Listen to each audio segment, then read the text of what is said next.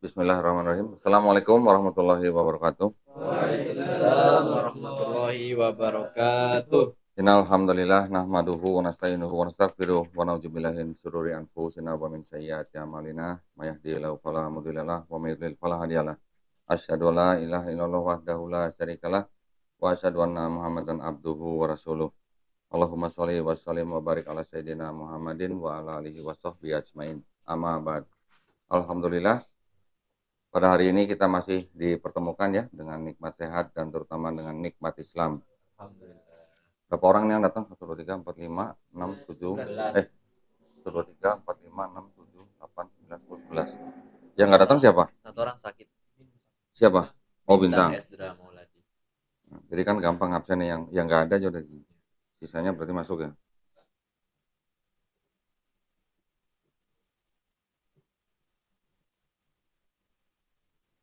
Empat.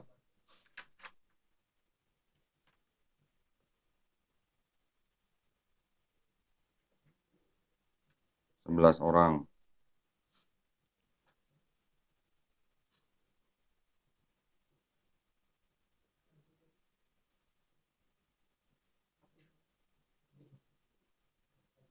Baik. Ini pertemuan ke-6 ya. Ya, dari pertemuan pertama sampai ke-5 kita sudah mempelajari apa? Sejarah Bani Israil dan sejarah Kekristenan, sejarah Bible, ya kan? Kemudian kita sudah belajar juga konsep ketuhanan, konsep keselamatan. Sudah bisa debat ya? Baru segitu udah bisa debat ya? Alhamdulillah. Nah, tapi berarti artinya kita sudah punya apa namanya ya? Basic lah ya, basic ya. Di dalam kita berdialektika atau berapologetika kita sudah punya dasar lah paling enggak itu ya pentingnya. Nanti tinggal dikembangkan. Konsep ketuhanan bisa dikembangkan, konsep keselamatan bisa dikembangkan. Nah, sekarang kita mau belajar lebih dalam lagi nih. Kita hari ini akan belajar mengenai kritik teks. Apa tuh kritik teks?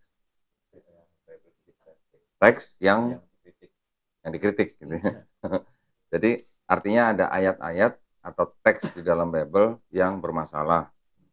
Nah, bermasalahnya kenapa? Itu yang akan kita pelajarin lebih lanjut ya.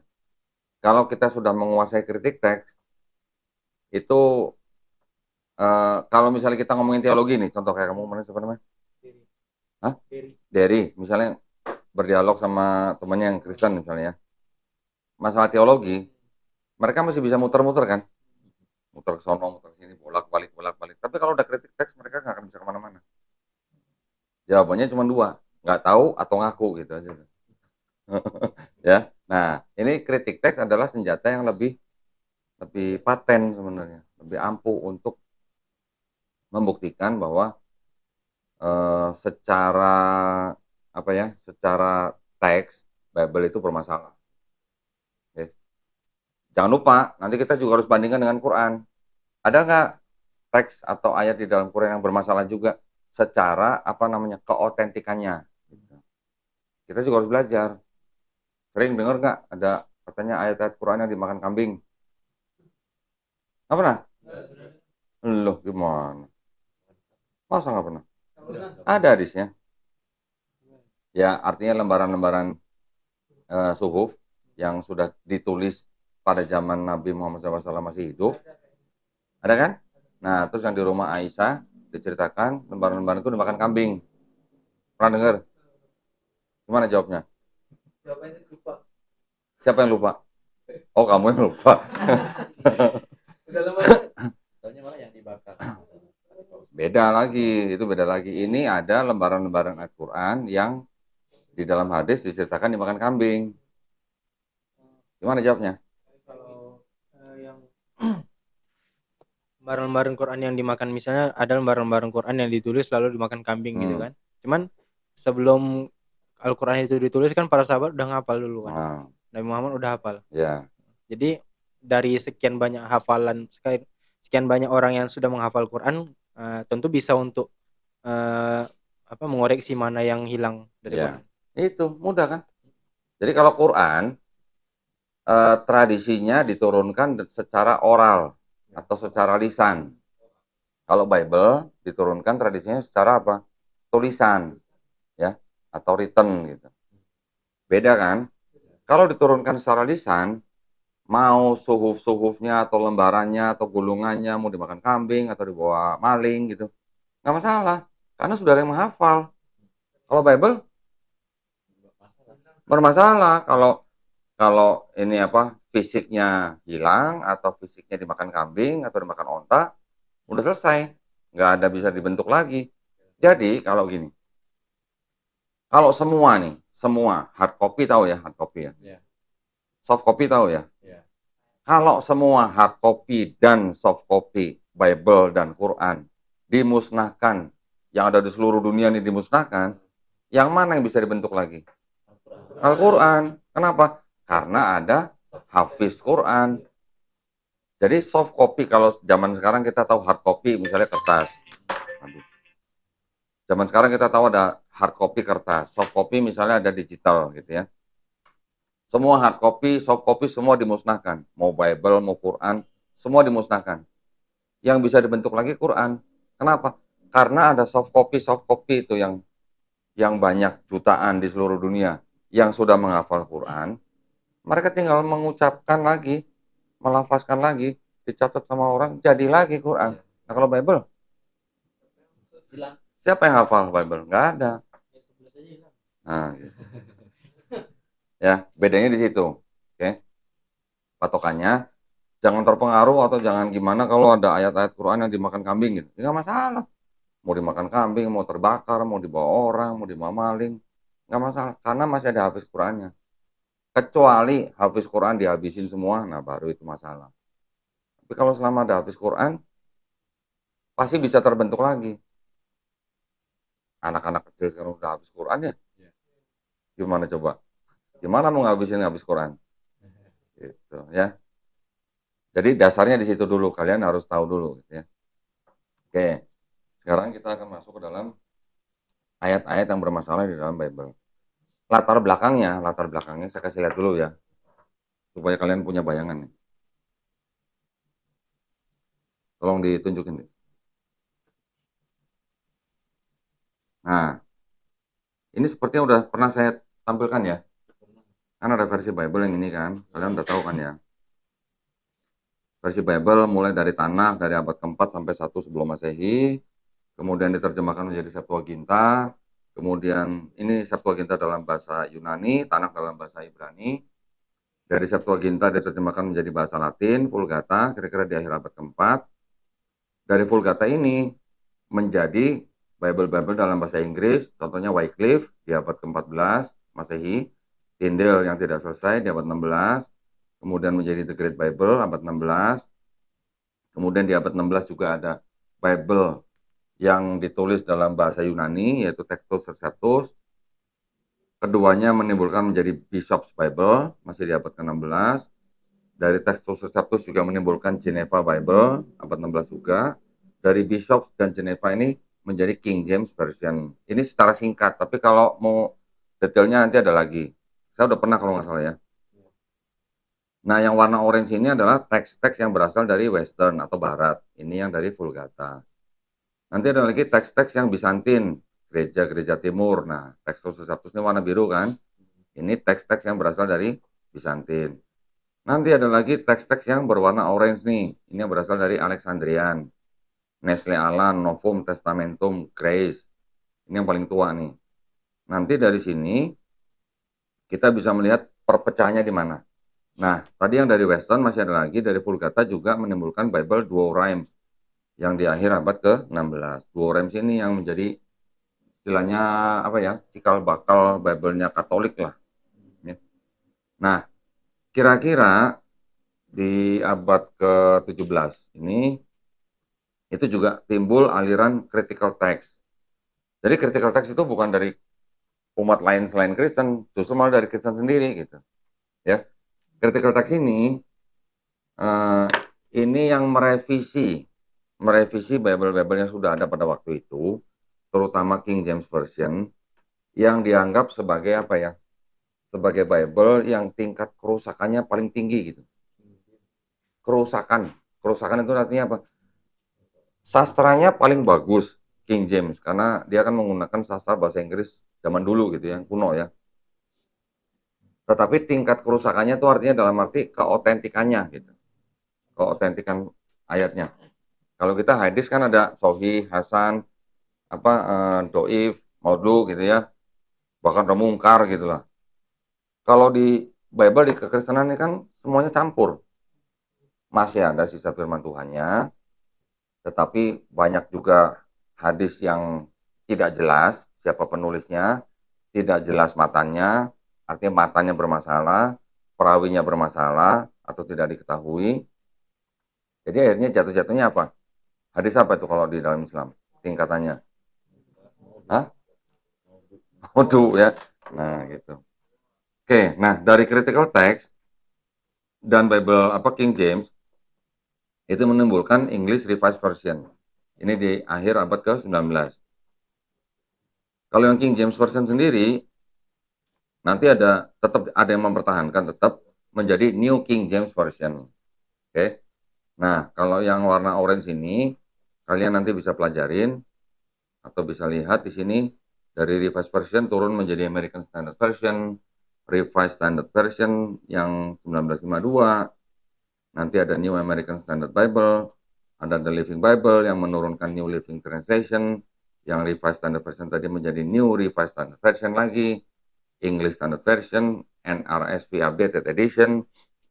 Terus kemudian yang murni dari critical text itu juga menimbulkan Bible New International Version, ada New American Bible, ada New American Bible Revised Edition. Ini sudah direvisi lagi gitu. Nanti ada juga Holman Christian Standard Bible dan Christian Standard Bible. Ini hanya dasar. Jadi intinya dari Bible-Bible yang sudah beredar itu ada 3 sumber dokumen, yaitu dokumen-dokumen yang dari Barat atau yang Vulgata, kemudian dokumen Bizantin, yaitu gereja-gereja Timur, kemudian Alexandrian, Nestle Aland, Novum Testamentum. Ya. Kalau kita sudah melihat begini, berarti kan ada ayat-ayat yang dianggap bermasalah atau tidak ada di dalam dokumen-dokumen yang paling tua. Gitu.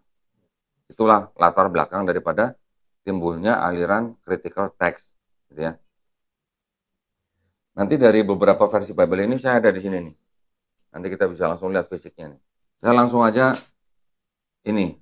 Kita langsung masuk ke kalian masing-masing punya Bible nggak? Coba disiapin ya. Nanti akan saya tunjukkan. Ini kan berarti kan Bible-nya LAITB kan. Ini ngikut, ini kalau saya tunjukin dulu. Ini kan berarti ngikut yang tadi, yang yang Western. Ya, yang Western. Ya, yang Western ya. Nanti saya akan bukakan Bible. Supaya kalian bisa ngecek. Di Bible kalian ada ayatnya, di sini nggak ada. Ya, ini sama-sama Bible nih. Cuma ini bahasa Inggris. Nanti yang dibilang New International Version yang ini.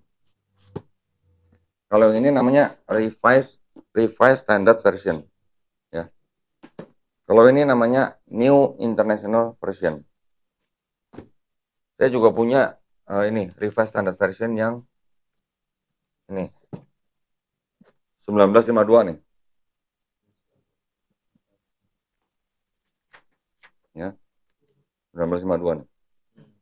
Ya. Sekarang kita coba lihat. Buka Matius 17:21. Kita sama-sama buka, nanti kita bandingin.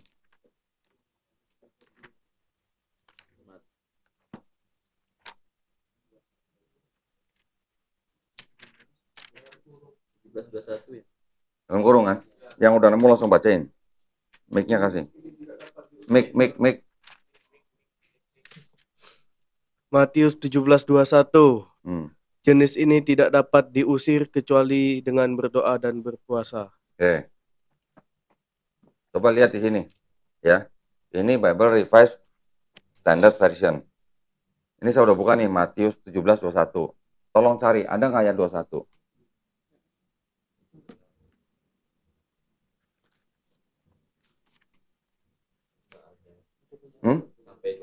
Kasih lihat temennya. Ada nggak ayat 21?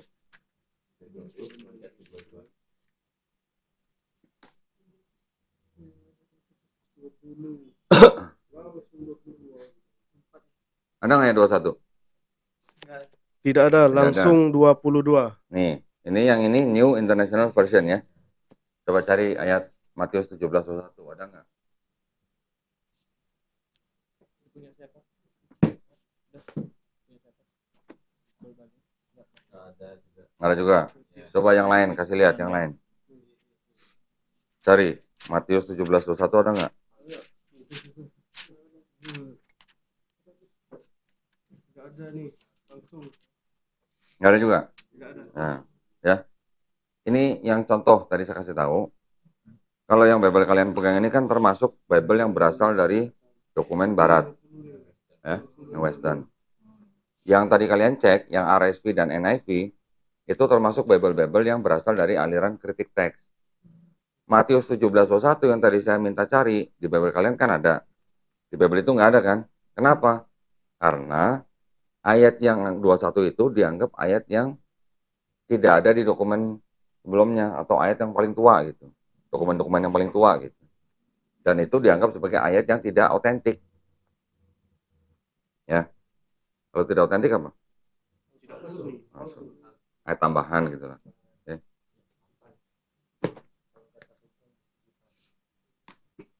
Nah, ini ada juga Bible bahasa Indonesia. Isinya sama dengan Bible yang kalian pegang. Cuman di sini ada catatan kakinya.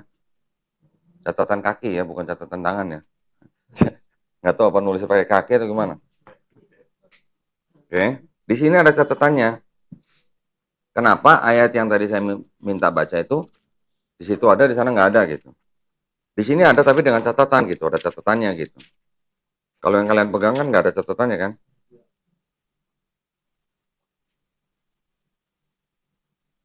Nah ini, coba lihat yang saya garis bawah ini. Dibaca catatan kakinya ya, nah ini bawah.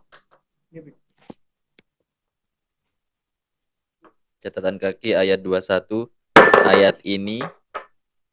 Ayat ini tidak asli dalam Matius tetapi diambil dari Markus pasal 9 ayat 29 dengan ditambah dan berpuasa. Nah, tidak asli ya. Oke, taruh dulu situ, taruh situ dulu. Sekarang, waduh, udah ada mulai foto-foto. Ini mau dikirim nih ke temennya kayaknya nih. Sekarang buka lagi Matius 18:11. 18:11. Udah, coba dibaca.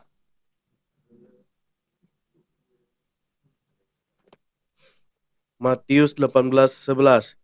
Karena anak manusia datang untuk menyelamatkan yang hilang. Oke. Sekarang cari tadi yang di Bible yang RSV, ada nggak ayat ke-11? Matius 18:11 ada nggak ayatnya?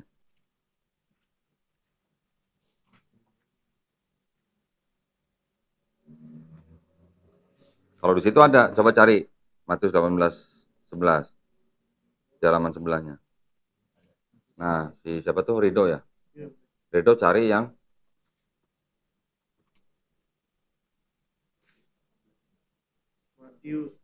Matius 18:11. Nih. 18:11. Ada nggak 11? Tidak ada, langsung 12 ini. Langsung 12 ya? Ya. Ini sama nih RSV juga nih. Ini mungkin bisa difokusin nih. Iya sebentar. Ya itu nanti. Kalau yang di sini, ini kelihatan nih apa namanya? Nomor ayatnya berurutan begini nih. Jadi lebih gampang ngeliatnya nih. Ya. Kita lihat di Matius 18 ayat 11 nih. Ini dari 10 langsung 12. Kelihatan kan? Nggak ada 11-nya. Ini kelihatan nggak? Nih, 10 langsung 12.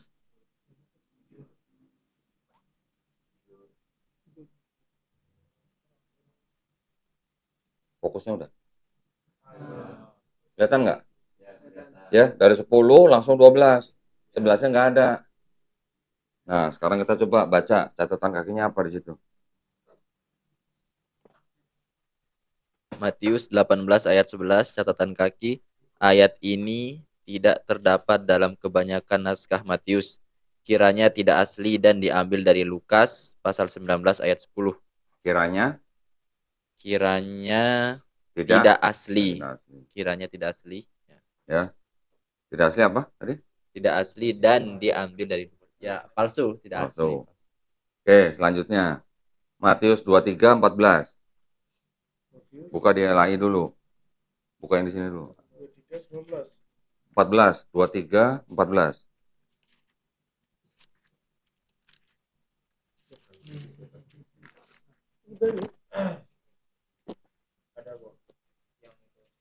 Di situ ada kan? Bacain. Matius 23 14. 14 ya. Yang udah nemu langsung bacain. Enggak ada. Ada.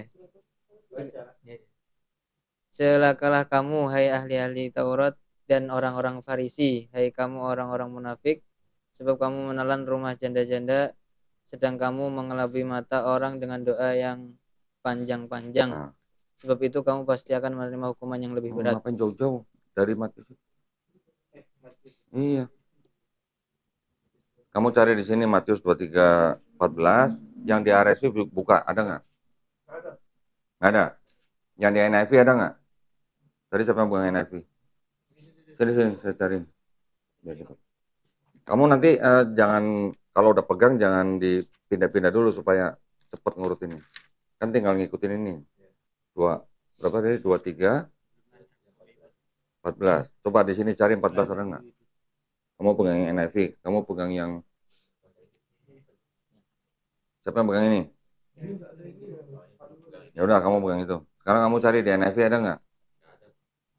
23, 15. Nih di sini yang saya pegang RSV juga nggak ada nih. 13 langsung ke 15. Ya. Sekarang baca ayat kakinya. Catatan kakinya. Isinya ya tadi yang dibacakan, catatan kakinya. Ayat ini tidak asli dalam Matius, disisipkan ke dalam dengan diambil dari Markus 12:40, Lukas 20:47. Kalau ayat 14 dihapus, maka jumlah kutukan yang dilontarkan Yesus ini menjadi genap 7. Tidak asli lagi kan? Udah berapa tadi tuh? Udah 3 berarti kan? Matius ya. Sekarang yang di LAI cari Markus 7:16. Ini nih siapa yang pegang nih LAI? Atau siapa yang di belakang yang pegang Bible? Markus 7:16. Markus itu setelah Matius.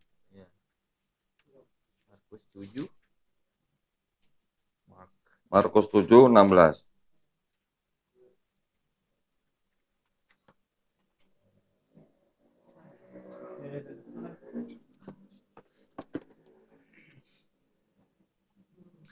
Markus 7 ayat 16. Barang siapa bertelinga untuk mendengar, hendaklah ia mendengar. Coba di RSV ada nggak? Tidak ada, benar. Tunjukin ke kamera coba. No, yang itu. Bangun. Gantian. Atau yang ini nih, yang ini.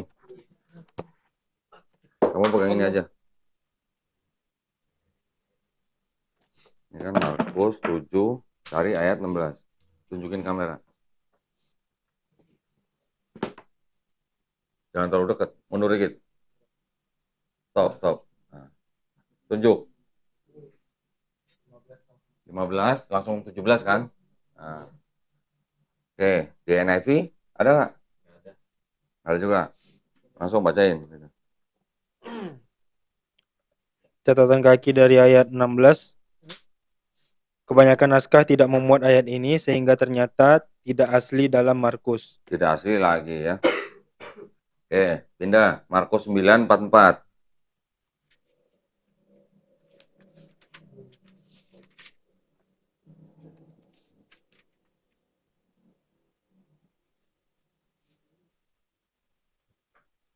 LAI-nya baca.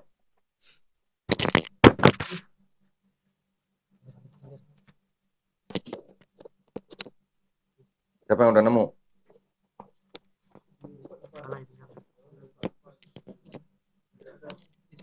Kenapa itu? Kenapa?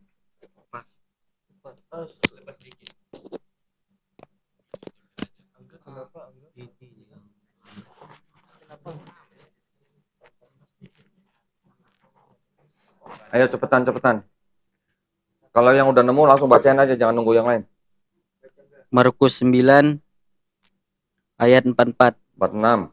Iya sorry, 44 dulu. Di tempat itu ulatnya tidak akan mati dan apinya tidak akan padam. Di RSV ada nggak? 44 nggak ada. NIV nggak ada juga kan? Oke, langsung bacain di sini. Kamu nggak usah langsung kamu langsung bacain aja catatan kakinya. Kedua ayat ini tidak terdapat dalam naskah-naskah yang paling baik dan hanya merupakan ulangan dari ayat 48. Nah, Kedua ayat ini pasti tidak asli, yaitu ayat 44 dan 46. tidak asli lagi. Sekarang 46 LAI-nya.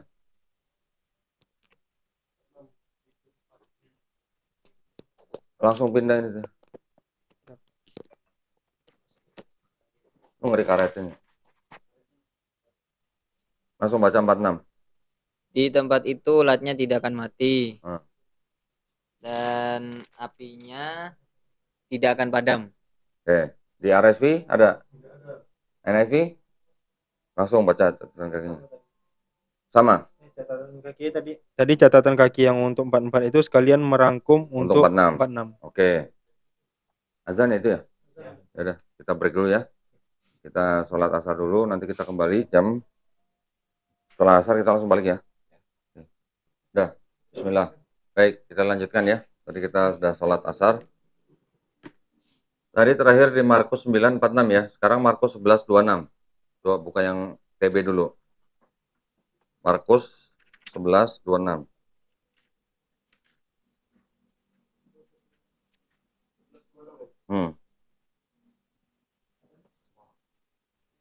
Yang TB dulu, TB. Mic-nya mana tadi?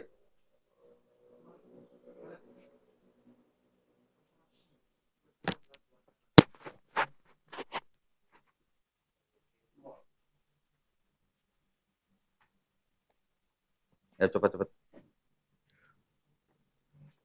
Markus 11:26. Tetapi jika kamu tidak mengampuni, maka Bapakmu yang di sorga juga tidak akan mengampuni kesalahan-kesalahanmu. Oke, yang RSV siapa? Itu RSV itu. Ada nggak? Ayat 26 ada? Tidak ada. NIV? Nggak ada. Tidak ada. Oke, saya langsung bacain ya. Ini yang dari kitab suci Katolik, ini catatan kakinya. Ayat 26. Ayat ini tidak terdapat dalam kebanyakan naskah dan kiranya tidak asli. Oke. Tidak asli lagi ya. Sekarang Markus 15:28. Markus 15:28.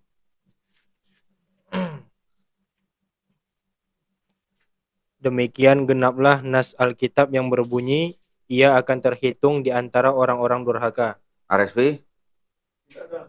NIV? Nggak ada. Nggak ada. Saya bacakan catatannya ayat 28. Ayat ini tidak lain kecuali kutipan Yesaya 53:12, tidak terdapat dalam kebanyakan naskah dan dalam Markus tidak asli. Nggak asli lagi. Sekarang Lukas 17:36. Lukas 17:36. Ya, 36.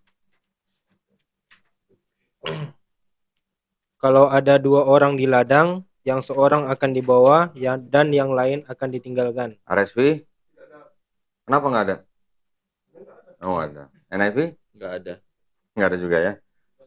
Saya bacakan. Ayat ini tidak asli, tapi dipinjam dari Matius 24:40. Dipinjam. Berarti harus dikembaliin. Harusnya dikembaliin ya kalau dipinjam ya. Tidak asli lagi ya. Sekarang Lukas 23:17. 23:17. Sebab ia wajib melepaskan seorang bagi mereka pada hari raya itu. RSV? NIV? Nggak ada. Catatannya ayat 17.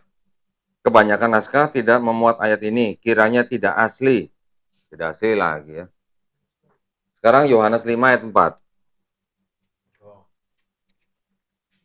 Yohanes 5 ayat 4.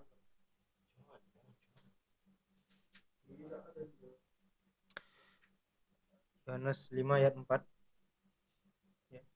5 ayat 4 ya. Sebab sewaktu-waktu turun malaikat Tuhan ke kolam itu dan menggoncangkan air itu. Hmm. Barang siapa yang terdahulu masuk ke dalamnya sesudah goncangan air itu menjadi sembuh, apapun juga penyakitnya. Ya, RSV nggak ada ya? NIV nggak ada ya? Nggak ada. Catatannya gini, ayat 3 sampai 4 ya. Naskah-naskah yang paling baik tidak memuat yang menantikan goncangan air kolam itu dan seluruh ayat 4. Jadi ayat 4 itu tidak ada di dalam naskah-naskah yang paling baik. Sekarang, hah? Iya, itu kan TB. Ya. Nanti ada TB2 nih. Yang kita TB2. Yang kalian pegang mungkin TB1 ya.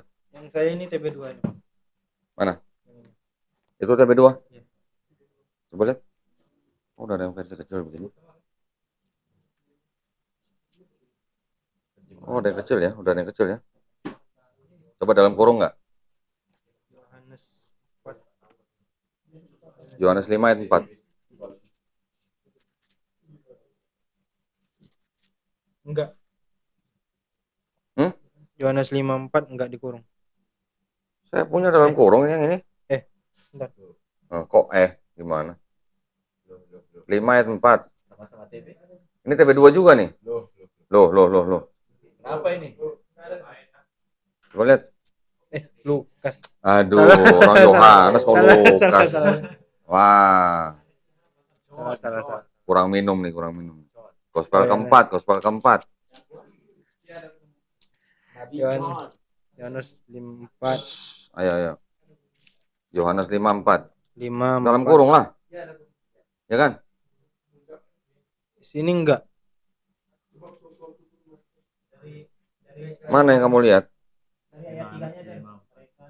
Ini sebab sewaktu-waktu enggak dikurung. Sebab sewaktu. Kok bukan itu? Nih, yang ini nih. Dari kata mereka nih. Oh iya. Dalam kurung nggak? Iya dalam kurung. Ya. Oke.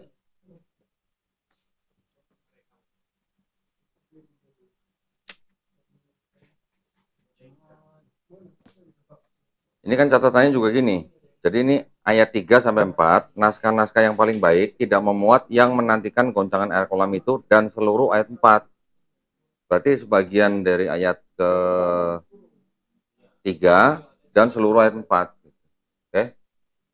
Sekarang Kisah Para Rasul 8 ayat 37. X. Kisah Para Rasul 8 ayat 37. Iya, X. Dalam TB, sahut Filipus, jika Tuhan percaya dengan segenap hati, boleh jawabnya. Aku percaya bahwa Yesus Kristus adalah anak Allah. RSV ada? NIV? 37 ya? 937. Iya, Ada. 8. Oh, 8. Nggak ada. Nggak ada. Coba tunjukin kamera NIV. Jadi kita harus memperlihatkan juga, jangan cuman ini aja. Ayat pasal 8 ayat 3. Kelihatan? Yang jelas itu ya. Nggak sekali-sekali juga NIV dah. Tadi kan itu udah. Kelihatan itu kok. Bisa di-post itu. Ada kan? Nggak ada kan? 37 nggak ada ya. Ini keterangannya nih, catatan ayat 37 nih. Ayat ini tidak terdapat dalam kebanyakan naskah berupa sebuah sisipan yang tua sekali dan yang tersimpan dalam teks barat. Sisipan itu kiranya berasal dari upacara baptisan. Sisipan. Ya. Lanjut. Kisah Para Rasul 15 ayat 34. Ayat 34. 15:34. Kisah Para Rasul 15 ayat 34 terjemahan baru, tetapi Silas memutuskan untuk tinggal di situ. RSV? Tidak ada. NIV? Tidak ada. Tidak ada. Coba Redo tunjukin kamera gantian.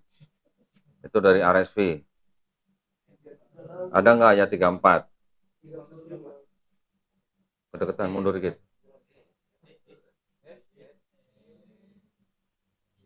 Mundur dikit. Stop.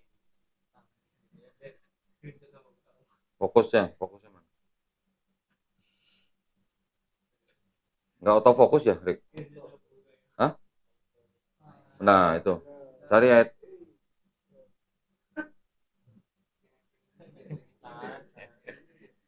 Nah, ayat 34. Ya, 33 langsung 35 ya. Oke. Selanjutnya, Kisah Para Rasul 24 ayat 7. 24 ayat 7. 24 ayat 7. 24 ayat 7. Ya. Dalam TB, tetapi kepala pasukan Lisias datang mencegahnya dan merebut dia dengan kekerasan dari tangan kami. Bukan, sorry. 28, 29. Tapi tunggu sebentar, di NIV ada nggak itu? Hah? Nggak ada kan? Di kamu ada nggak di NIV? Nggak ada. Nggak ada juga. Nah, tapi di situ yang di TP2 coba lihat.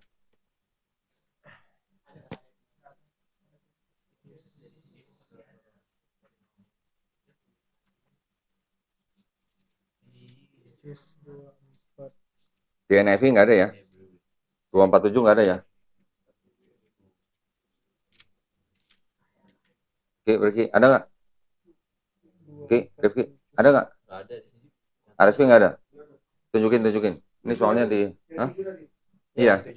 247 ada nggak? Nah, tunjukin.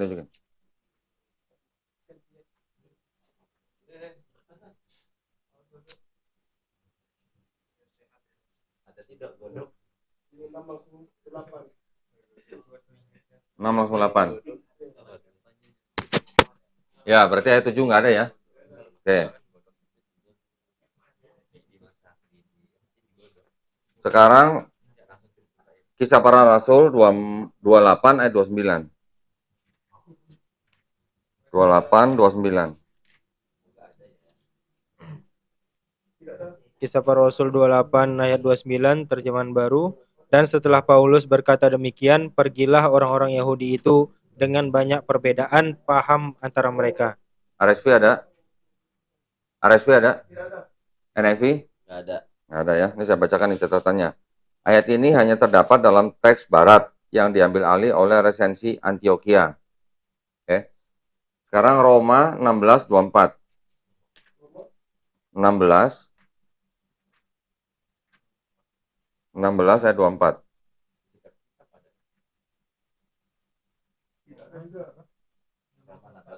TB dulu, RSV, NIV, baru saya bacain ini. Roma 16:24 TB. Kasih karunia Yesus Kristus Tuhan kita menyertai kamu sekalian. Amin. RSV ada? RSV ada? NIV? Tidak ada ya. Ini saya bacakan nih. Sejumlah naskah tidak memuat salam ini dan dalam naskah-naskah yang memuatnya ada kelainan-kelainan. Ada juga naskah-naskah yang menempatkannya sesudah ayat 23 atau ayat 27. Oke. Terus kemudian 1 Yohanes 5. 1 Yohanes 7.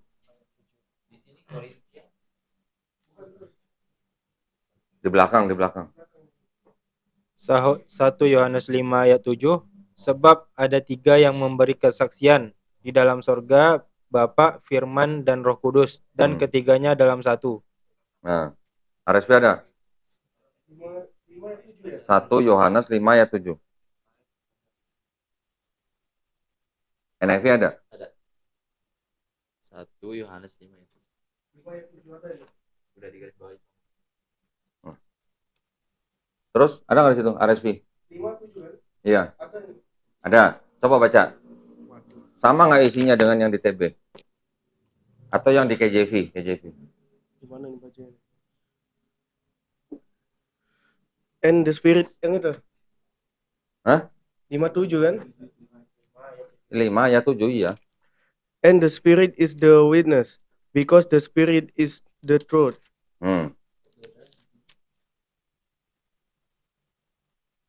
Ini KJV nih, baca KJV. Sama nggak bahasa Inggrisnya? Nah, makanya coba baca. Ayat 5 ya. Pasal 5 ayat 7. Pasal 5. Yang ini udah, Nah, itu udah satu tanda. yang ini. Iya. Ini 13. Itu yang di Oh, ini, sebelahnya. ya. Nah, Ayat 7. perhatikan ayatnya bahasa Inggrisnya. For there are three who bear witness in heaven, the Father, the Word, and the Holy Spirit, and these three are one. Nah, sama nggak dengan yang di NIV? Beda, Coba yang di NIV dibacakan. lebih pendek nih. For there are three that testify. Terus? Cuman itu. Ya. Ayat Ayat 8. 8-nya? The Spirit, the water, and the blood. Nah, nggak ada the Father, the Word, and the Spirit kan? Ya, Berarti beda kan?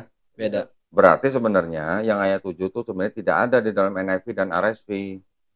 Cuman sama mereka dinaikkan ayat 8-nya gitu. Oke. Ini ada keterangannya nih di sini ya. Ayat 7, 8, kata di dalam surga sampai di bumi. Bagian ayat ini tidak terdapat dalam naskah-naskah Yunani yang paling tua dan tidak pula dalam terjemahan-terjemahan kuno, bahkan tidak dalam naskah-naskah yang paling baik dari Vulgata.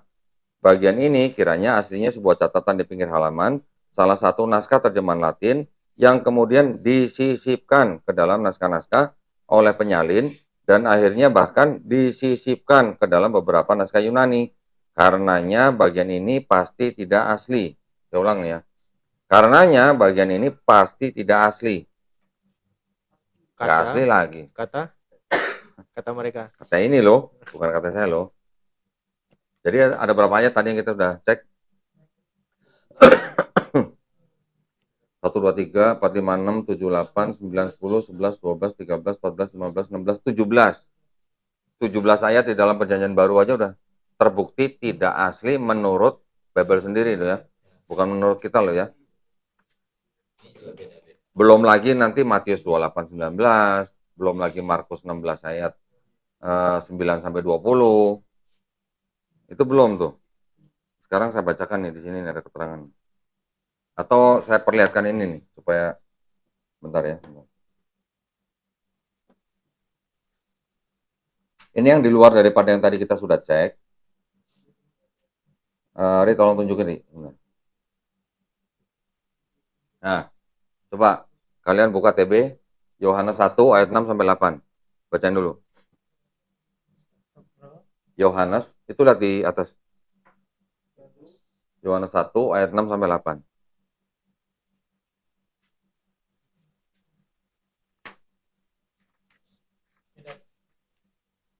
Langsung baca. Keduanya adalah benar. Dia di hadapan Allah dan hidup menurut segala perintah dan ketetapan Tuhan dengan tidak tercacat. Yang mana ayat berapa itu?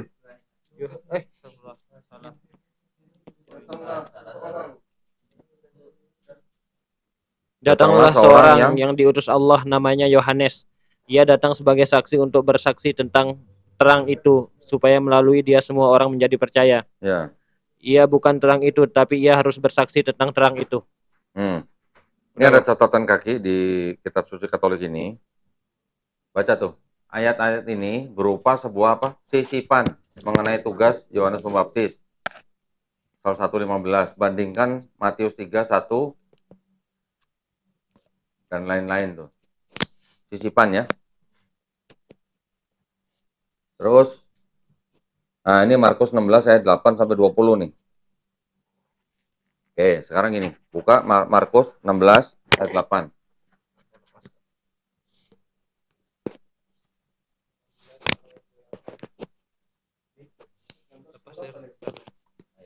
Udah pegang aja mic itu, jangan pakai itulah, jangan pakai tangga lah. Jangan, terus. Markus 16 ayat 8 TB. Sebentar. Yang RSV coba dibuka. Markus 16 ayat 8. Yang NIV dibuka. Siapin dulu. Udah, bacain. TB. Lalu mereka keluar dan lari meninggalkan kubur itu, sebab gentar dan dahsyat menimpa mereka. Mereka tidak mengatakan apa-apa kepada siapapun juga karena takut. Dengan singkat mereka sampaikan semua pesan itu kepada Petrus dan teman-temannya. Sesudah itu, Yesus sendiri dengan perantara murid-muridnya memberitakan dari timur ke barat berita yang kudus tak terbinasakan tentang keselamatan yang kekal itu. Perhatikan nih di sini nih. Ini kan Markus 16 ayat 8 nih. Yang di TB itu ada kalimat atau paragraf dengan singkat mereka sampaikan semua pesan itu kan. Ada nggak di RSV? Yang bahasa Inggrisnya. Yang di RSV ayat 8 sampai kata apa? Afraid. Afraid berarti kan di sini kan juga karena takut kan? Yang satu paragraf ini dengan singkat mereka sampaikan semua pesan itu kepada Petrus dan seterusnya. Di RSV ada nggak? Di NIV ada nggak? Dari mana dong tambahan ini? Nah, Ya, nggak tahu kok tanya saya.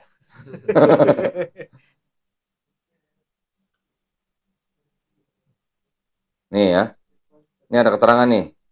Dengan singkat sampai ke kali itu beberapa atau sedikit naskah naskah dan terjemahan mengakhiri Injil Markus dengan bagian ini sehingga tidak memuat ayat 9 sampai 20. Lihat catatan berikutnya. Bagian ini kiranya dalam abad kedua Masehi baru ditambahkan pada Markus ayat 9 sampai 20.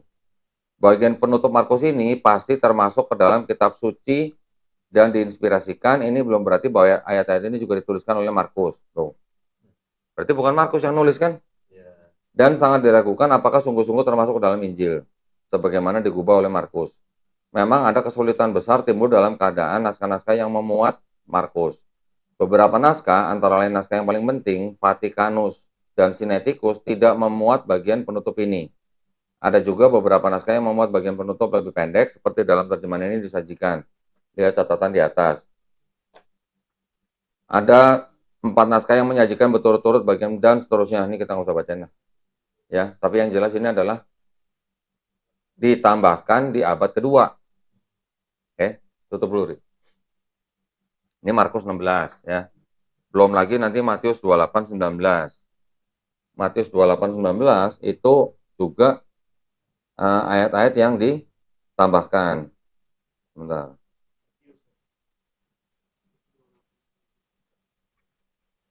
Saya sudah mencatat banyak sekali catatan-catatan dari kalangan Kristen sendiri. Bentar.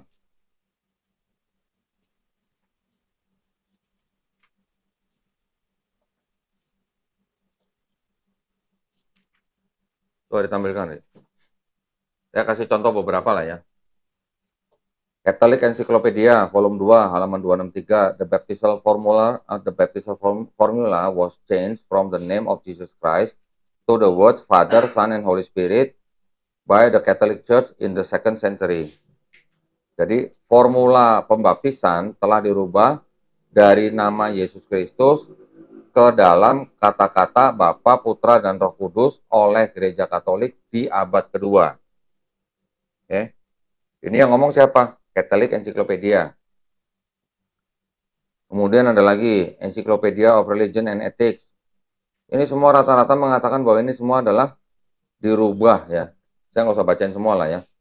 Ada Edmund Sling, The Doctrine, ini juga sama. The text has been transmitted in a form expanded by the Catholic Church. Sama aja lah maksudnya lah. Tyndale New Testament Commentary, volume pertama halaman ke-275. Ini juga apa? Liturgical Edition. Wilhelm Buset, Kyrios Christianity, halaman 295. Matthew 28:19, the Trinitarian formula was later inserted. Ya, nanti ada Henry, Hastings, dan seterusnya. Schaff, Herzog, ini semuanya nih. Kurang lebih semua komentarnya sama. Ini adalah ayat-ayat tambahan. Ya, ternyata di abad kedua. Oke. Sekian banyak nih catatan nih yang saya punya nih. Catholic University of America in Washington, D.C., 1923, New Testament Studies, number 5. In this, the short Christological Jesus name formula was the original, and the longer train formula was a later development, pengembangan belakangan. History of Christian Church. Hampir semua sama. Catholic Cardinal juga sama. Demonstratio Evangelica by Eusebius sama. Di luar itu ada lagi. Sekian banyak tuh catatan itu. Tentang Matius 28:19. Oke.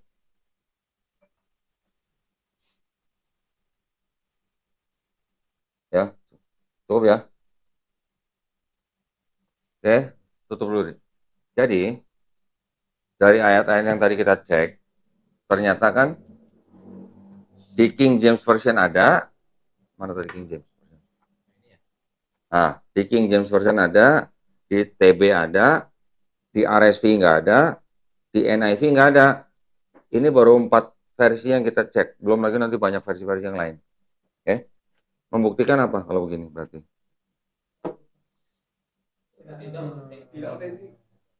Tidak otentik.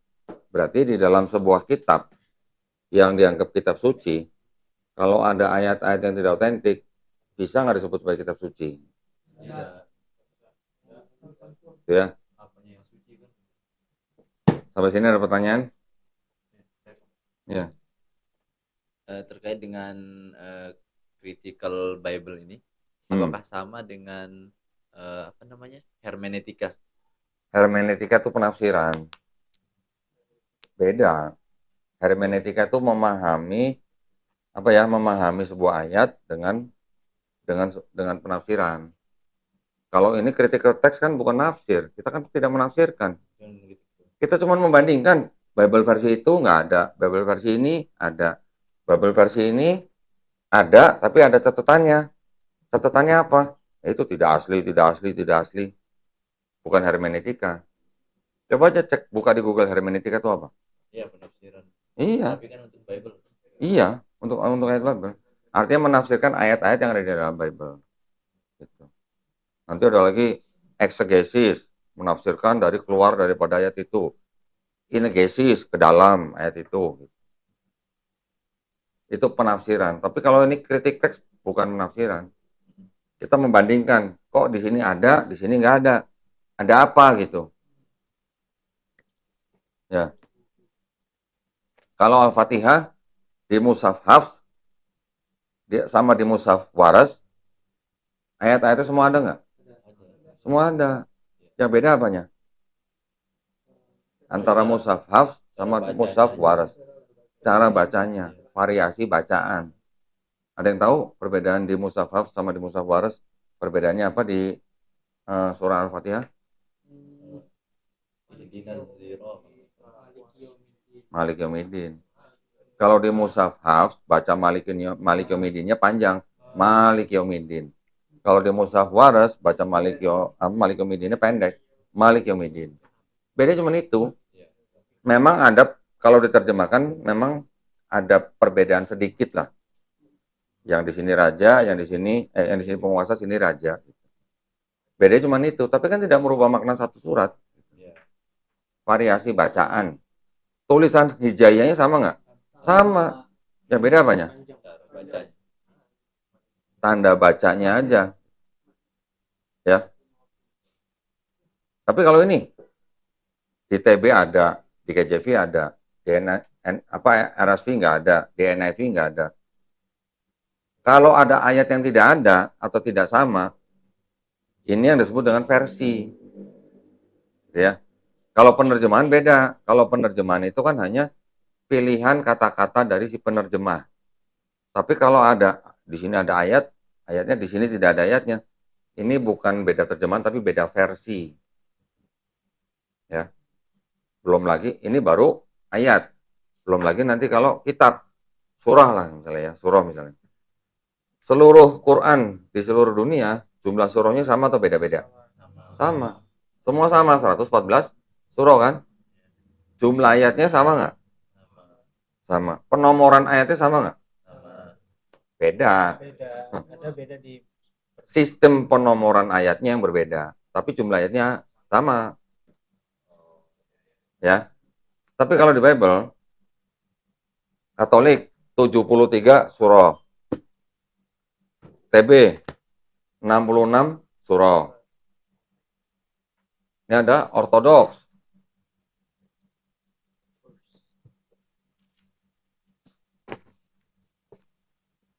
Nah, ini kalau ada kitabnya kan enak ngomongnya. Ini TB. Nih. Katolik 73 buku ya, atau surah gitu ya. 73. Protestan 66 buku ya, atau kitab. Ortodoks 78 kitab atau buku. Oke. Ethiopia 81 buku. Belum lagi nanti ada yang karismatik dan segala macam, itu ada beda-beda lagi. Tapi yang paling utama 4 ini nih. Katolik, Protestan, Ortodok, Ethiopia. Ini udah beda-beda. Bukan beda jumlah ayat loh. Beda jumlah surah atau jumlah kitab atau buku gitu. Ya. Jadi yang apa namanya? Yang surat-surat yang tidak diakui di dalam Protestan itu, yang di sini itu firman Tuhan atau bukan gitu. Nah, ini bedanya dengan Quran. Quran mau di seluruh dunia, semua mushaf sebutin aja. Mau haf, mau waras, mau kolun, apa saja. Semua jumlah surahnya sama, 114 surah. Tadi yang saya tanya, yang saya bilang, jumlah ayatnya sama nggak? Sama. Sistem penomorannya aja yang berbeda. Tapi kalau di sini jumlah surahnya udah beda, jumlah kitabnya udah beda, atau jumlah bukunya udah beda. Belum lagi tadi ayat-ayat yang di sini ada, terus yang di versi yang lain, yang di Protestan ada, yang di NIV nggak ada, di RSV nggak ada gitu. Kalau NIV, RSV itu kan sama lah, hitungannya bagian dari Protestan gitu. Ayat-ayatnya tidak ada gitu. Nah, jumlah kitabnya aja udah berbeda gitu. Kondisinya begini. Ya, ini pengetahuan buat kalian nih. Boleh juga nanti tanya ke teman dialognya itu. Kok Katolik 73 kitab, Protestan kok 66, yang sisanya 7 Deuterokanonika tuh firman Tuhan bukan gitu. Hah? Katolik 73, Protestan 66, Ortodok 78, Ethiopia 81. Kitab ya, bukan ayat ya. Surat atau surah gitu. Itu yang banyak perbedaan itu di perjanjian lama atau yang baru? Perjanjian lama. Yang banyak perbedaan. Ya, Deuterokanonika buat Katolik itu bagian dari perjanjian lama. Gitu. Soalnya dikatakan kemarin itu waktu diskusi itu katanya perjanjian lama itu banyak membahas tentang asal muasal kaidah dasarnya katanya. Terus yang perjanjian baru yang tulisan Yesus, tulisan murid-muridnya gitu. Jadi kalau memang dasarnya aja banyak banyak perbedaan, gimana gitu kan? Dasar apa? Ya, yang kalau katanya kan yang di perjanjian lama itu kan kaidah-kaidah dasarnya yang menjelaskan tentang Kaidah atau akidah nih? Ya, kaidah akidah mungkin ya awal-awalnya gitu, yang awal-awalnya. Jawaban temennya itu. Terus mereka. Kan saya nanya apa bedanya gitu. Jadi kalau memang yang banyak perbedaan itu di perjanjian lama, tentu kaidah dasarnya kan berbeda-beda gitu kan, nggak kurang jelas itu. Kan kemarin kita udah bahas. Iya, maksudnya ya gitu. Konsep ketuhanannya antara PL dan PB beda. Ya kan? Beda kan? Kalau di PL kan Tuhan bukan manusia. Tuhan bukan anak manusia. Sehingga ia berdusta. Masakan ia berfirman dan tidak menepatinya. Gitu kan? Tuhan juga tidak menghendaki pengorbanan manusia. Ya kan? Yang berdosa yang mati. Terus tiba-tiba di PB Tuhan bisa jadi manusia, mati di atas kayu salib untuk menembus dosa manusia. Gitu. Sama nggak? Konsep ketuhanannya beda, konsep keselamatannya beda. Tapi dijadikan satu gitu loh. Dalam satu kitab gitu. Jadi kalau kekristenan memandang zaman dulu istilahnya waktu di PL Tuhan belum menjelma jadi manusia. Waktu di PB baru Tuhan menjelma jadi manusia. Kalau yang di PL pengorbanan atau penghapusan dosa pakai darah hewan. Yang di PB diganti Yesus itulah domba untuk dikorbankan untuk menebus dosa manusia. Kan konsepnya udah berbeda. Mau dianggap kelanjutan, tapi kan berarti ada perubahan yang mendasar gitu, ya kan? Nah ternyata yang di PB dengan konsep ketuhanan dan konsep keselamatan itu ternyata mirip dengan konsep-konsep ketuhanan dan keselamatan orang-orang pagan. Beda di situ. Ya. Ada lagi pertanyaan?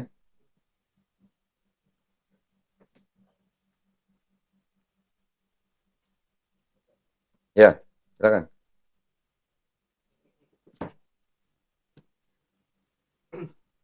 Bismillah, dari ayat yang semuanya telah dibahas tadi kok, rata-rata alasannya sisipan atau tidak asli. Ya, Seperti yang dikatakan kok tadi, Bible yang versi itu tadi, yang hanya para calon pastor yang mengetahui. Apakah ada alasan yang lain sesungguhnya, bukan sisipan atau baru, misalkan berkaitan akidah orang itu atau apa, atau ada, berkaitan dengan Islam atau segala macam, makanya disebut sisipan atau tidak asli.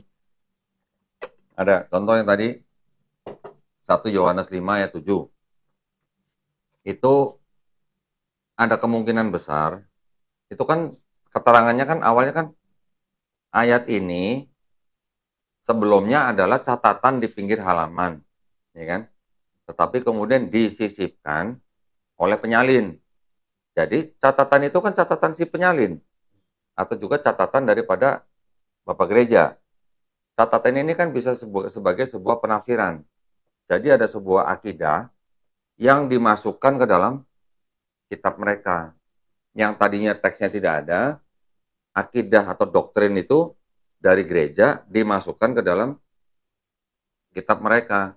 Supaya apa? Supaya bisa diajarkan kepada orang lain doktrinnya gereja ini gitu. Gitu. Paham ya? Maksudnya catatan atau penafsiran yang tadinya bukan ayat terus menjadi ayat. Berarti artinya apa? Kan ingin diakui sebagai ayat kitab suci gitu. Penafsiran ini kan penafsiran dari si gereja atau penyalin. Penafsiran yang mana contoh ini kan dalam hal ini kasus 1 Yohanes 5:7 kan penafsiran untuk Trinitas. Kan itu yang menjadi doktrin yang dipegang oleh saudara-saudara kita yang Kristen sekarang. Itu kan. Nah, ternyata di dalam Bible tidak ada ajaran selain daripada ayat yang disisipkan itu.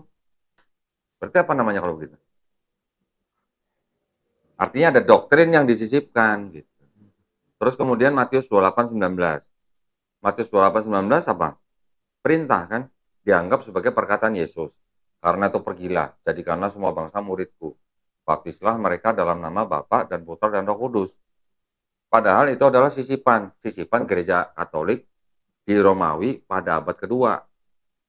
Artinya apa? Ada misi kan? Misinya apa? Pergi ke seluruh dunia, jadiin semua orang Kristen, baptis mereka dalam nama Bapa dan Putra dan Roh Kudus. Berarti itu ada misi yang disisipkan. Bukan perkataan Yesus. Di buku ini, Five Gospel, Matius 28:19 dianggap bukan perkataan Yesus. Ya. Yang ini buku siapa yang nulis? Orang Islam? Bukan, ini orang Kristen semua. Hampir 80 ahli-ahli teologi Perjanjian Baru.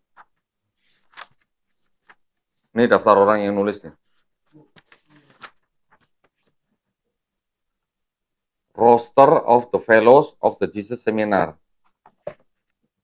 Ini penulisnya, ini jabatannya, pendidikan atau keahlian. Robert W. Fung. Lihat gelarnya. PhD. PhD itu apa? Filosofi Divinity kan? Ini lagi ada DD. Ada lagi BD, DD, PhD. Hampir semuanya ini sarjana-sarjana teologi. Ada THD. Rata-rata semua PhD.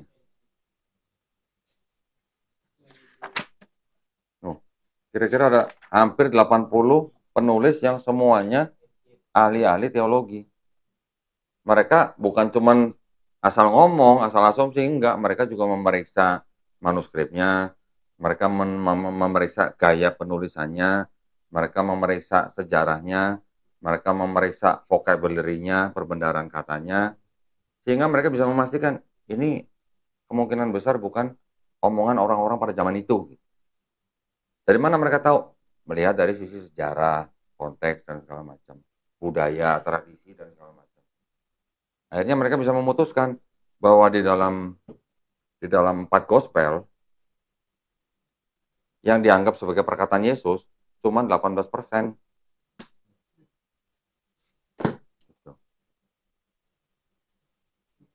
Menjawab ya? Ada lagi?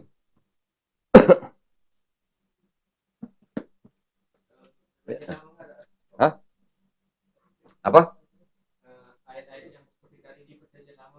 Ada, sebenarnya ada. Tapi tidak begitu banyak seperti yang di Perjanjian Baru. Kalau nggak salah, bentar ya, saya konfirmasi.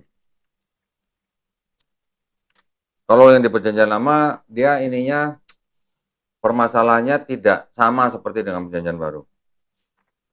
Kalau di Perjanjian Lama itu kebanyakan dia banyak kontradiksi karena banyak sumber cerita gitu.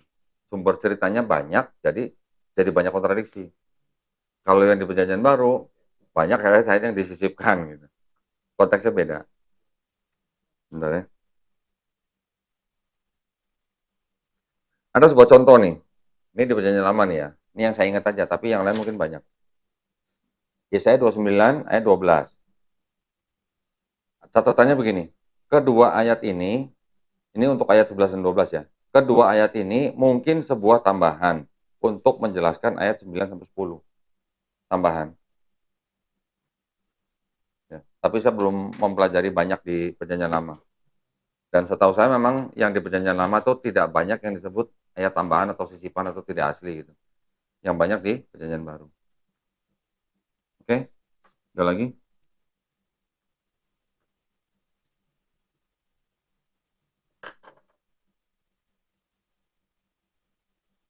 Yang lain, pertanyaannya apa? Di luar topik nggak apa-apa. Terkait masalah debat juga nggak apa-apa. Silakan. Harus mulai berani berdialog. Ya. Ada tugas? Dari siapa? Ustaz Budi, tugasnya apa? Nelpon pendeta, nelpon gereja gitu. Oh, emang nomornya udah dikasih tahu? Oh, udah.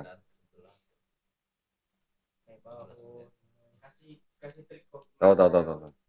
Ya dari yang kita pelajarin selama ini tuh bisa dipakai. Dikasih kok. Apa? Ada pertanyaan inti. Udah. Oh, oke. Nggak apa-apa, bagus. Ada pertanyaan lagi? Ini saya mau nanya ini, Ustaz. Kenapa orang Yahudi menamakan dirinya sebagai Israel, Ustaz? Sedangkan Israel itu kan Nabi Yakub. Dan ketika umat Islam menghina Israel, ya sama dengan menghina Nabi Yakub gitu. Iya.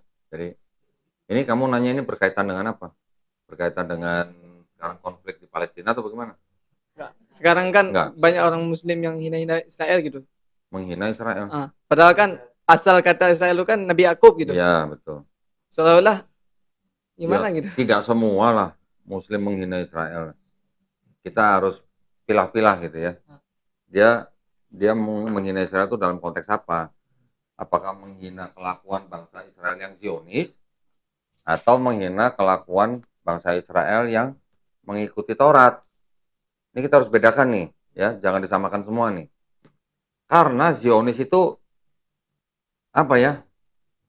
Berbeda dengan yang disebut dengan Judaisme. Walaupun mereka menggunakan Taurat untuk misi mereka, tetapi pandangannya atau pemahamannya berbeda dengan pemahaman orang-orang Yahudi yang mengikuti Taurat, kelompok lain gitu, beda. Jadi Yahudi itu tidak semuanya Zionis.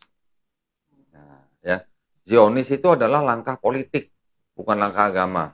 Walaupun di belakangnya mereka menggunakan alasan agama, tapi sebenarnya agendanya Zionis yang murni itu adalah agenda politik. Sama sekali bukan murni agama gitu. Mereka ingin mendirikan negara Israel, itu memang langkah politik. Tidak ada hubungannya dengan Taurat kalau dihubungkan gitu, tidak ada. Bahkan ada sebuah kelompok dari kelompok Yahudi yang ultra ortodok, kita sudah belajar kan kemarin ya perpecahannya ya. Terus ada kelompok yang disebut dengan apa ya kemarin ya, Nature apa gitu saya lupa. Mereka mengatakan bahwa bangsa Yahudi tidak boleh mendirikan agama sebelum ditentukan atau diperintahkan oleh Hashem. Ya. Berarti itu Zionis-Zionis yang mendirikan negara Israel udah bertentangan kan? Oke. Terus disebutkan lagi bahwa bangsa Yahudi tidak boleh menentang penguasa di mana mereka tinggal. Kan mereka terpecah, diaspora kan? Ada Spanyol, Eropa Timur, Afrika, Cina, dan semua daerah lah. Banyak yang imigrasi juga ke Cina, bahkan Cina, di Amerika. Bahkan yang di Amerika tuh termasuk tempat yang mereka berdiam dan berkembang biak paling banyak di sana. Mereka yang mengaku mengikuti Taurat, itu mereka bilang mereka tidak boleh menentang penguasa di tempat di mana mereka tinggal. Dan tidak boleh mendirikan negara sebelum ditentukan atau diperintahkan oleh Hashem. Yang mendirikan negara Israel itu adalah orang-orang Yahudi yang boleh dibilang orang-orang Yahudi yang hybrid. Tahu hybrid? Jadi tidak murni berdarah Yahudi gitu. Campuran. Nah, awalnya kan mereka kan memang mendekati Ottoman ya, untuk mendapatkan tanah di Palestina, ditolak. Terus kemudian setelah Perang Dunia Pertama selesai, Ottoman kan runtuh. Nah, Ottoman kan jadi dipecah menjadi negara kecil-kecil, ya kan? Kalau sudah menjadi negara kecil-kecil kan gampang diadu domba, gampang dikendalikan gitu loh. Akhirnya setelah mereka berhasil menduduki tanah Palestina, orang-orang Yahudi yang di luar yang mau mengikuti gerakan Zionis pindah ke Palestina, yang tadinya hanya sedikit, yang disambut oleh orang-orang Palestina, seolah-olah tamu gitu, datang, diterima dengan baik. Setelah mereka berkuasa, punya negara, malah yang menerima atau yang menyambut pertama kali itu sekarang menjadi bagian yang sangat minoritas, yang kecil gitu. Nah, kita juga harus lihat siapa di belakangnya negara Israel ini. Siapa? Coba kira-kira. Ada Amerika, ada Inggris, Prancis. Ya. Jadi kalau ditanyakan orang yang menghina Israel itu menghina yang mana? Orang yang menghina Israel yang Zionis atau orang menghina Israel yang Judaisme? Gitu. Harus dibedakan. Ya. Cukup? Ada lagi?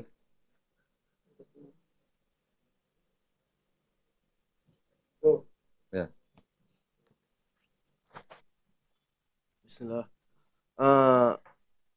Israel kan sudah dilaknat oleh Allah bahwa dia kan akan mendapatkan azab ya dari Allah.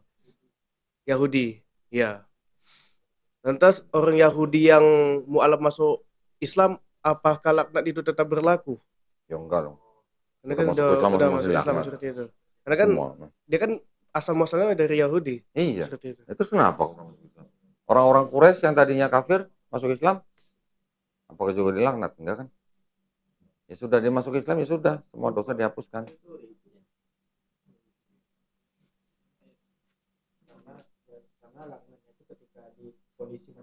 Iya. Iya. Jangan labelnya dibawa-bawa kalau udah masuk Islam. Tapi juga harus hati-hati ya. Gini, hati-hatinya dengan hadis-hadis yang Israiliyat.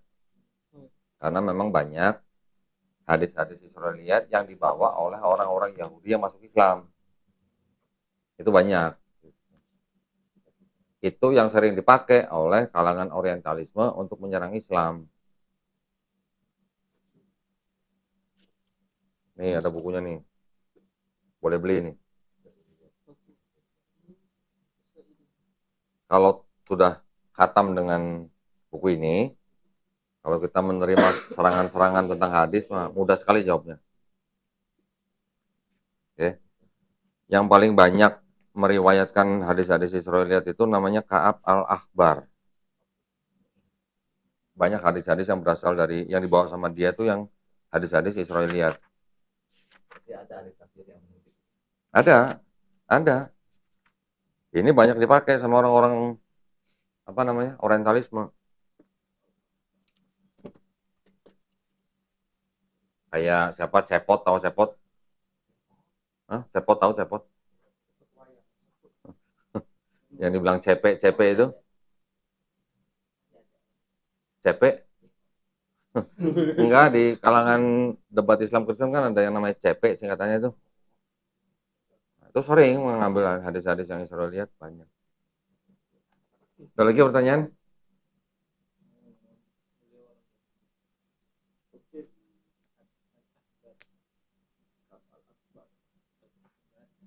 Jadi Kita kalau muslim itu kalau mendengar sebuah hadis jangan langsung buru-buru, wah ini benar. Jangan, tar dulu, cek dulu.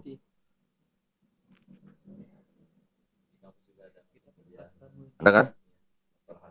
Kalau hadis yang disebut sahih itu kan tahu matanya jelas, perawinya jelas. Si perawi ini kan juga diteliti. Perawinya ini orang tuanya siapa, pernah bohong enggak. Salah satu perawinya cacat aja, udah turun derajatnya dari sahih jadi apa? Hasan. Kalau langsung Hasan, kalau turun doif, kalau belum lagi turun maudhu gitu misalnya. Seorang perawi ketahuan pernah bohong, nggak usah bohongin manusia dah, bohongin binatang aja bisa turun hadisnya, ya kan? Nah kalau ini perawinya aja nggak jelas. Perawinya ya, maksud saya, terutama 4 gospel. Perawinya kan nggak jelas, perawinya anonim. Nah.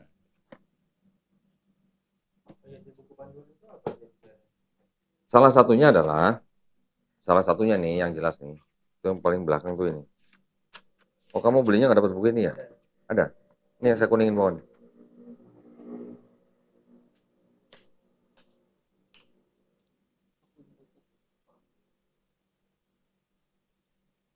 Bacain. Biar teman-teman yang lain tahu. 1 Yohanes. Kok 1 Yohanes? Itu yang dikuningin. Keterangan teks Masoret, teks Ibrani yang dilestarikan turun-temurun oleh para penyalin yang sangat setia menjaga ketepatan naskah kitab suci Ibrani. Tanda kurung tegak dalam Perjanjian Baru atau TB2. Teks-teks yang ditandai dengan kurung tegak tidak terdapat dalam beberapa naskah kuno. Nah. Berarti kalau tidak terdapat dalam naskah kuno berarti kan itu tambahan. Berarti tandanya dengan tanda kurung tegak itu kok ya? Ya. Berarti betul Al-Quran menyebutkan ayat kitab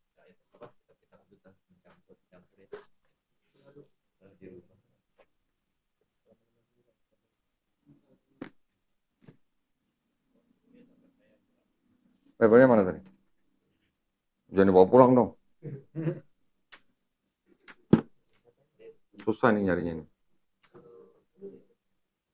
Ini beli kok. Hah? Belilah, masa. Tapi juga ada yang ngirim ke saya loh. Bibel-bibel yang tua. Dari subscriber tuh ada yang punya. Dikirim ke sini. Enggak, Muslim. Nih kayak begini nih, bibel-bibel kecil nih. Ini bibel-bibel tua nih.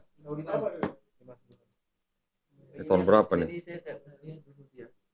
Tahun 54. Nah. Perjanjian Baru.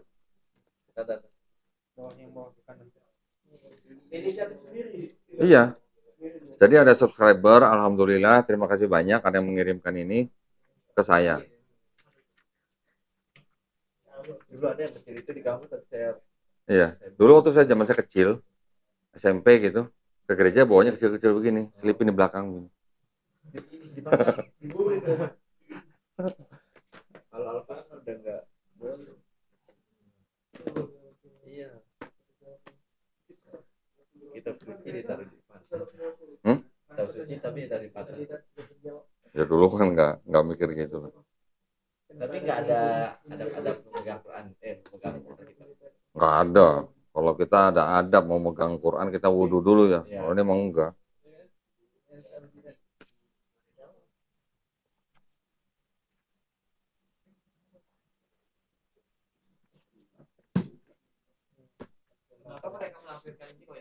Apa? Itu penjelasan maksudnya ya supaya yang baca mungkin gini, itu salah satunya penjelasannya kan gini, bahwa dikarenakan penerjemahan yang sebelumnya itu mungkin agak jauh dari kaidah bahasa Indonesia berdasarkan KBBI, Kamus Besar Bahasa Indonesia, maka yang TB2 ini mereka mengaku mengikuti KBBI, kan gitu kan? Mereka mengakunya di situ, di buku itu dijelaskan begitu. Tapi ternyata tidak semua. Artinya mereka belum mengikuti KBBI secara keseluruhan. Contohnya apa? Masakan itu. Bukan. Contohnya apa? Mereka belum mengikuti KBBI, walaupun di situ mereka mengakunya mengikuti KBBI. Kata Allah. Kata Allah. Kata Allah di KBBI itu definisinya adalah nama Tuhan dalam bahasa Arab. Sedangkan di Bible mereka, kata Allah itu bukan nama, tapi gelar. Berarti mereka belum 100% mengikuti KBBI. Gitu ya. Nah. Terus juga di situ dijelaskan bahwa ada sekarang yang tadinya di terjemahan baru tidak dikasih tanda kurung, yang di TB2 ada ayat-ayat yang tadi kita sudah baca diberi tanda kurung. Karena itu maksudnya adalah ternyata itu ayat-ayat yang di dokumen-dokumen tua tidak ada.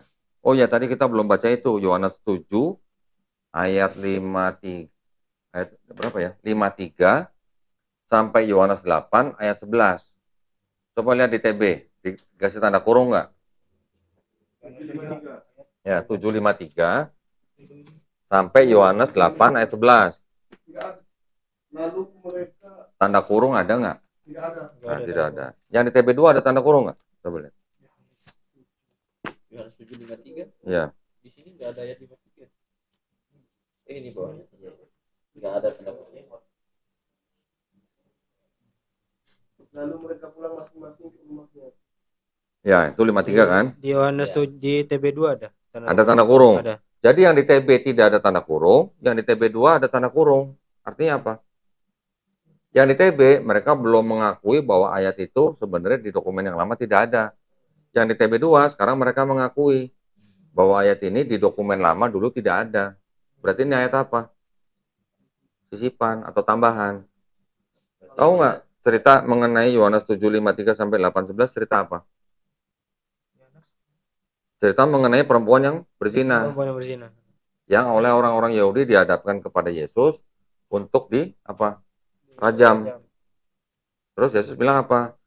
Yang merasa punya dosa silakan lempar batu duluan gitu. Sebelumnya Yesus menulis di tanah gitu kan.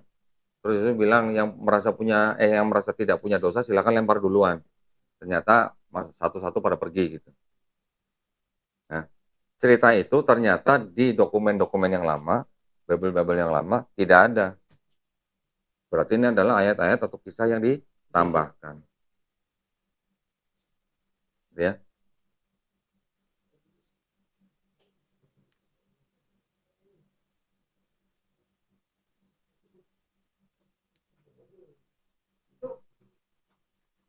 Ada lagi pertanyaan?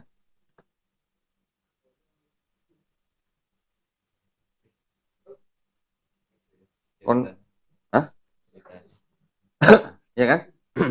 Yesus mau menghukum orang kalau sesuai pendapat hambanya gitu. Berarti Ya di situ tidak ada tanda kurung kan? Ya nggak ada. TB2 ada tanda kurung. Tidak konsisten berarti ya, Bapak gereja. Ya paling tidak sekarang agak jujur lah ya. Agak jujur mengakui bahwa ayat itu tidak ada di dokumen sebelumnya. Tetapi kan belum jujur 100%. Karena masih pakai kata Allah dalam Bible.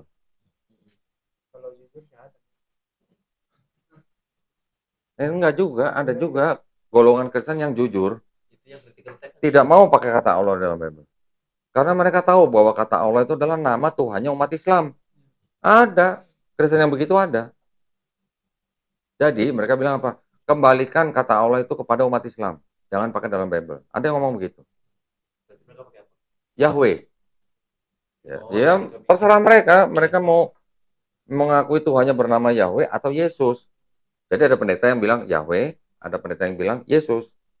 Jadi kalau nama Tuhannya orang Kristen Yesus, nama Tuhannya orang Islam Allah. Jangan nama Tuhannya orang Islam dimasukkan dalam Bible gitu. Ada yang ngomong begitu, ada. Penolakan. Tapi tidak banyak. Hah? Iya. Jadi kalau yang ditulis Yahweh itu bacanya tetap Yahweh apa Hasyab? Yahweh. Ini ada Bible yang Merekanya bacanya Hah? Tulisannya Yahweh. Yahweh. Oh, Yahweh. Bukan tetragrammaton. Tetragrammaton itu apa sih? Yang itu yang Yosef Ave.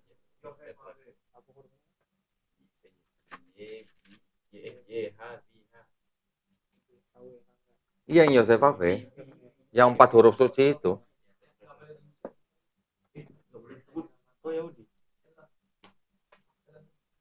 Sebentar. Nih saya punya kok Bible yang pakai kata Yahweh ada kok. Hashem. Tapi emang ada di YouTube itu. Nah ini Nggak berani ngomong. Nggak berani ada yang namanya Hashem. Indonesian Literal Translation ILT. (ILT). Di sini dia pakai kata Yahweh. Tahun, tapi ini bukan LAI ya, Yayasan Lentera Bangsa nih namanya.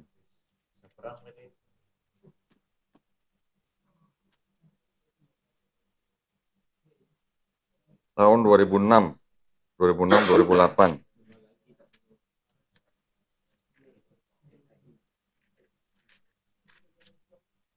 Nih, jadi ada yang menggunakan kata Elohim. Ini Elohim. Nanti ada lagi yang menggunakan kata Yahweh. Kebanyakan Yahweh. Kalau Elohim ini kan enggak Di Artinya PL banyak. juga. itu kan di PL Oh, itu. di PB juga gitu. Sebentar. Nah nih. Ini banyak nih kata Yahweh nih, yang huruf besar nih. Yahweh. Ya kan? Iya banyak. Kalau yang di Perjanjian Baru, Ini ya. nah iya, Yahweh. Tetap Yahweh. Coba ya kita cek ya.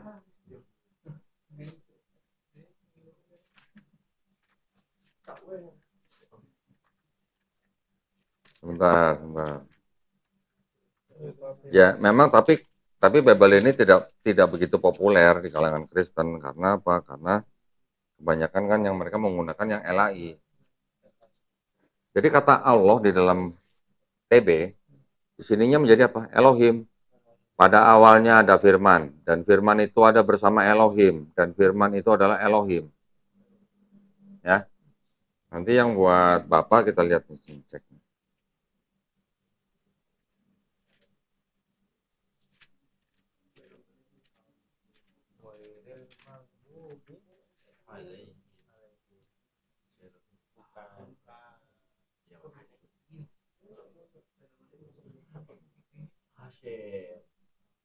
Nih, baca Yohanes 17 ayat 3, coba baca. Yohanes 17 ayat 3. Dan inilah hidup kekal itu, bahwa mereka mengenal Engkau satu-satunya ilah yang benar dan Yesus Kristus yang telah Engkau utus. Ya, apa di situ kata? Satu-satunya apa? Satu-satunya ilah yang benar dan Yesus Kristus yang telah Engkau utus. Oke, sekarang di TB baca apa? Ya, perhatikan nih. 18:4. Berapa? 17:3. 17:3. Inilah hidup yang kekal, yaitu bahwa mereka mengenal Engkau satu-satunya Allah yang benar dan mengenal Yesus Kristus yang telah Engkau utus. Di sini tadi apa? Ilah. Di sini Allah. Allah. Jadi kalau ilah itu apa? Gelar. Kalau Allah, Nama. di sini Allah menjadi gelar kan? Gelar. Gitu loh. Bedanya di situ. Berarti yang di apa? Allah Ibrahim, Allah apa? Itu gelar juga berarti. Iya. Ada lagi tuh, jangan ada Allah lain di hadapanku gitu. Berarti Allah itu dianggap sebagai gelar gitu. Kan Allah juga malaikat artinya. Elohim juga bisa untuk malaikat. Nih kita lihat lagi nanti di sini.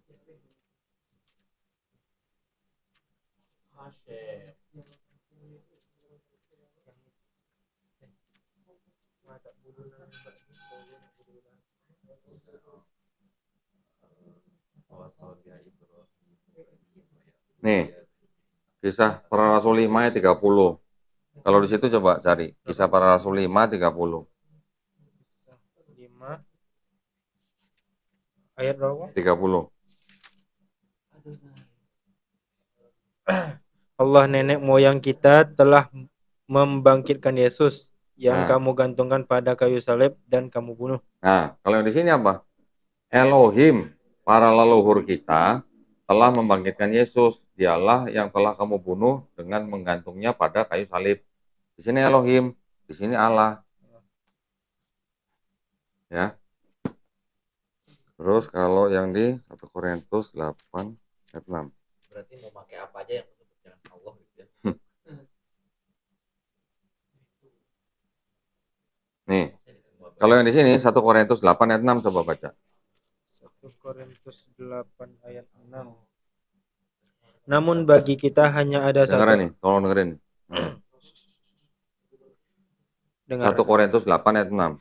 Namun bagi kita hanya ada satu Allah saja, yaitu Bapa, yang daripadanya berasal segala sesuatu dan yang untuk Dia kita hidup, dan satu Tuhan saja, yaitu Yesus Kristus, yang olehnya segala sesuatu telah dijadikan dan karena Dia kita hidup. Nah, baca yang ini. 1 Korintus 8 ayat 6. 8 ayat 6.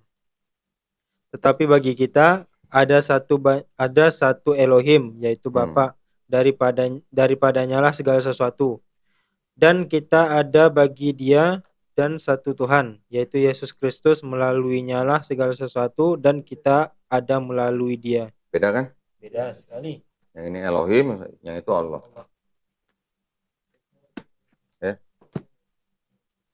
Berarti kalau ada orang Kristen bilang Tuhan kita sama-sama Allah, di sini Allah, berarti enggak valid ya, karena di sini gelar. Tergantung dia membacanya dari Bible yang mana.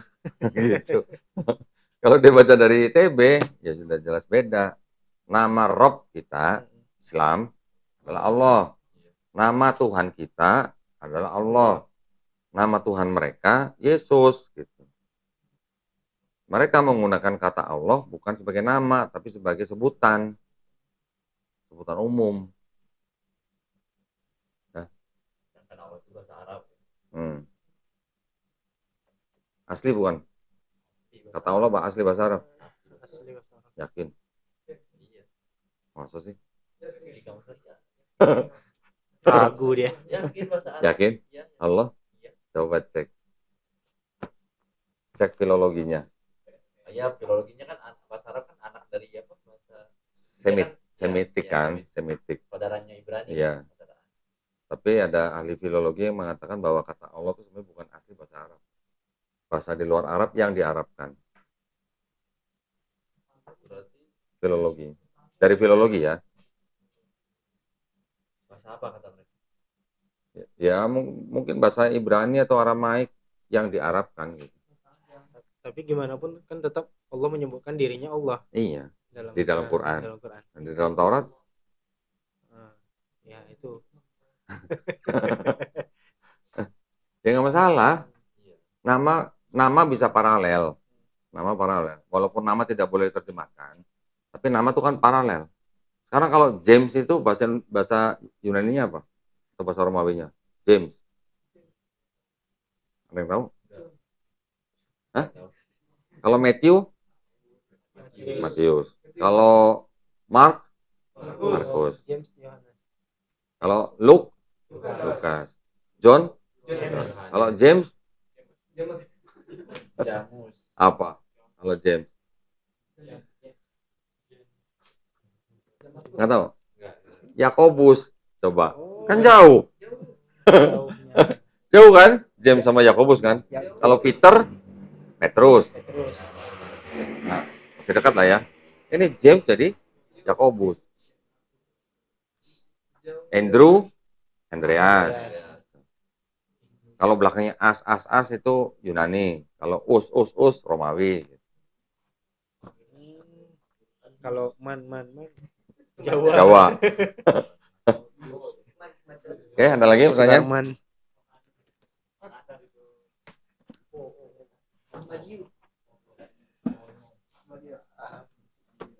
Serius.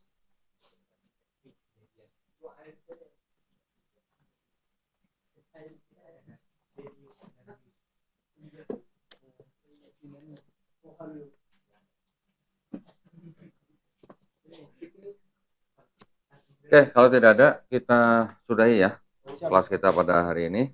Alhamdulillah, mudah-mudahan kelas kita pada hari ini barokah buat kita, bermanfaat buat kita semuanya. Kita tutup kelas kita dengan doa kafaratul majelis. Subhanakallahumma wa bihamdika asyhadu an la ilaha illa anta astaghfiruka wa atubu ilaik. Wabillahi taufiq wal hidayah. Wassalamualaikum warahmatullahi wabarakatuh. Waalaikumsalam warahmatullahi wabarakatuh. Satu.